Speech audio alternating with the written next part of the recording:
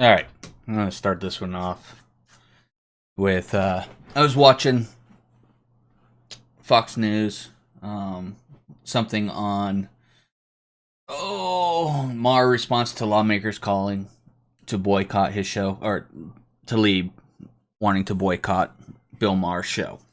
And during this, one of the Democratic pundits decided to take aim at Trump, and that's fine. Anybody can do it at any time. You want to say something bad, go ahead.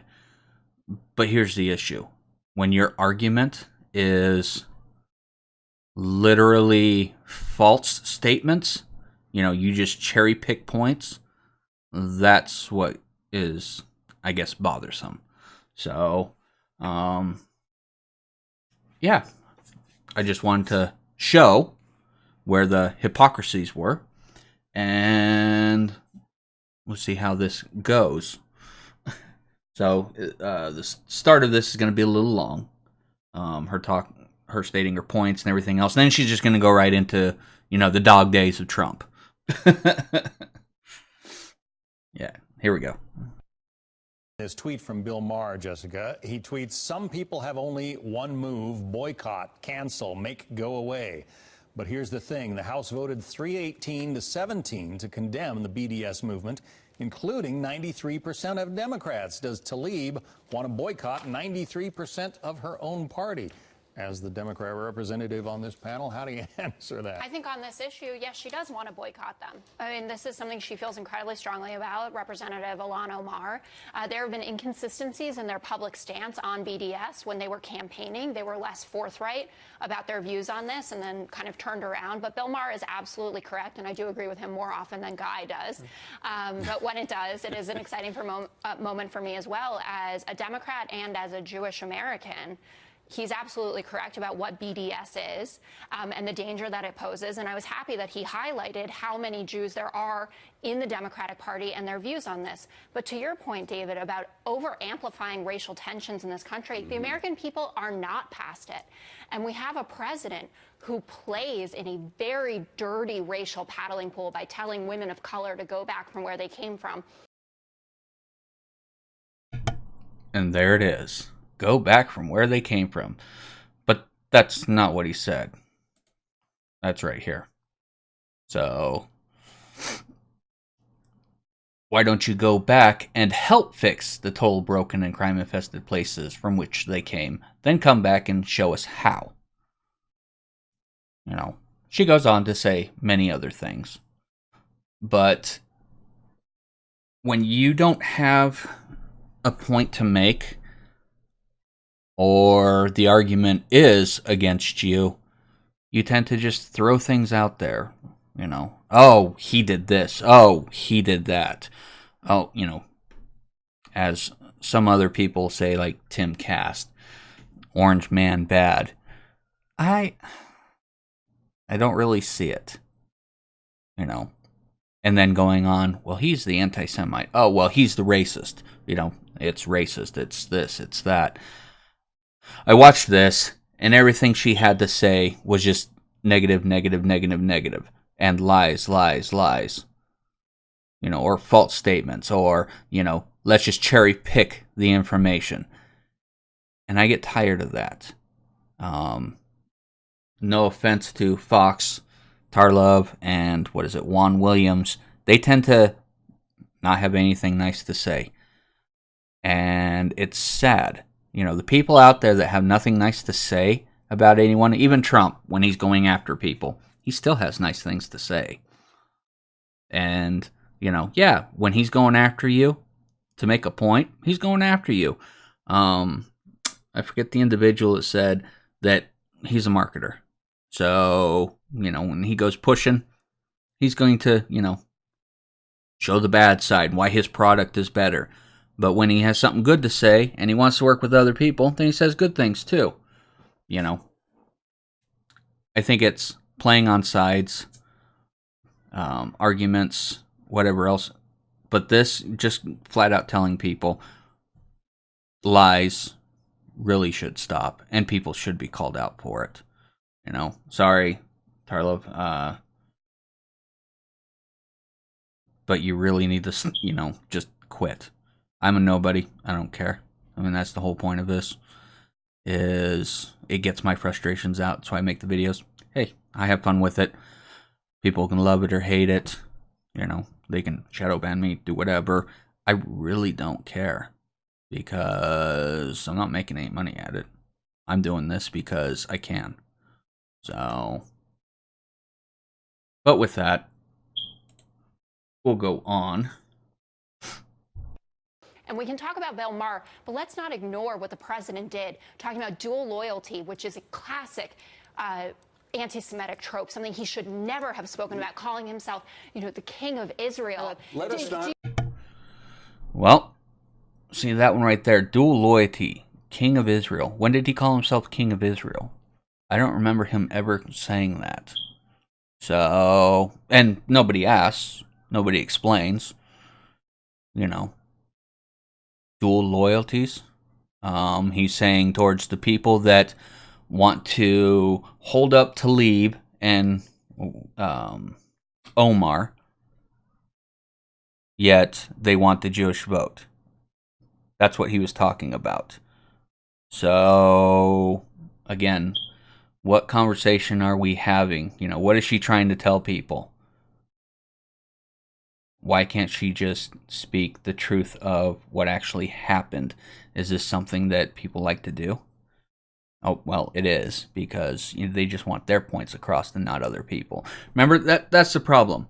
In school, when I went to school, I'm not super old, but pretty old, when we learned in debate class, every debate has, you know, your side, their side. But your side is always going to have flaws. Their side is always going to have flaws. You have to look at the positives and outweigh the positives against the flaws. That's the whole point of it. And you use facts, documentation, personal, you know, you have many things involved in it, not just, well, mine's better and you're a racist. Mine's better and, that statement you made here, I'm going to cherry pick this little portion of it and only use that against you instead of the whole entire statement, you know. Send them back. That sounds like a good statement. We'll keep that, but we'll get rid of the rest, you know. Yeah. Let's move on. Let us not ignore either the fact that we just had the head of DNC Communications, Ms. Hinojosa, bring an element of racism into a discussion of immigration that did not belong there. When she said, is it the color of the skin? Is that the reason why these people are being locked up in cages? I mean, that was so totally... Was it a question of the color of skin that led Jay Johnson to view immigrants in cages during the Obama administration? You don't have to bring this issue of racism where it doesn't belong. You don't. If there are policies that are specifically targeting people, certain groups, we don't have a policy. It's not Oh, now we brought it into immigration. So there's going to be more with this, but immigration. I didn't realize that immigration was just Mexicans. So if you're from Europe and you come here, what is it called? Migration? I mean, okay. Yeah, back when the first founding. Okay, yeah. But what is it now? If you're not a citizen of the United States and you come over here and, you know, want to become a citizen, don't you have to go through the same processes? Let's see here. Canada. I know a lot of Canadians here where I live that had to go through citizenship stuff equal to anyone else. So, you know, and I'm just picking areas where they have a lot of pale colored individuals that aren't brown or black or whatever else. I didn't realize our immigration laws specified if you're a Hispanic or brown or, you know, Latino, that you're under this rule set. And if you're this, you're under this rule set. I mean, if it really does, please let me know. I'm, you know, shouting the comments. I would love to see that. But, you know, here's another one of many statements where they go after, you know, basically racism again. So, the irony, right? targeting It is. people of color. That's not the Really? purpose of it. What color are the targeting people in a those border that's in cages? crisis. Okay, Jessica. but legal immigration, visa over. And then she did what they all do. And I'll try and get it back. I'll probably be back a little bit on it. But she goes, legal immigration. We're not talking about legal immigration. If they are legally here, they are not in cages. You know? Oh, well, they're applying for refugee status. Okay. Well, there's a process behind that. And just showing up at a border to be picked up is not a legal way for refugee status. You know, again, they're trying to take our laws and information and the ignorance of people, and don't get me wrong, I catch myself seeing it as well and then going back and being like, wait a second, they're just playing to me based on words. We're talking about illegal immigration. We're talking about immigration laws for people legally doing it. If they illegally do something, what do we do? Like kids in cages. It's, yeah, whole system. Color. That's not the Really? purpose of it. What color are the targeting people in a those border cages? that's in crisis. Okay, Jessica. but legal immigration, visa Let's get Guy back overstays in, too. are the problem, not the people crossing the border southern is the border. No, problem. it's not. Hold on. Statistically, it is not. Guy, come back in here. Well, on what? I'll pick immigration for a second because I thought the interview with the DNC spokeswoman was quite interesting on a number of levels. First of all, she sort of shook her finger at the Republicans on hypocrisy. They said, oh, you worry about the children on abortion, but not on this. Well, whatever you think of this border policy and detention, Republicans are not calling for the killing of children at the border, which is what the Democrats support in terms of abortion. Unfettered, taxpayer-funded That's abortion. absolutely untrue. I just want to... What is not untrue? See, then you actually get somebody, hey, well, what is untrue? You're just going to go out there and make false statements and everything else. This is what we need to see more of. Because, again, they use, as I like to call it, word vomit with their stuff.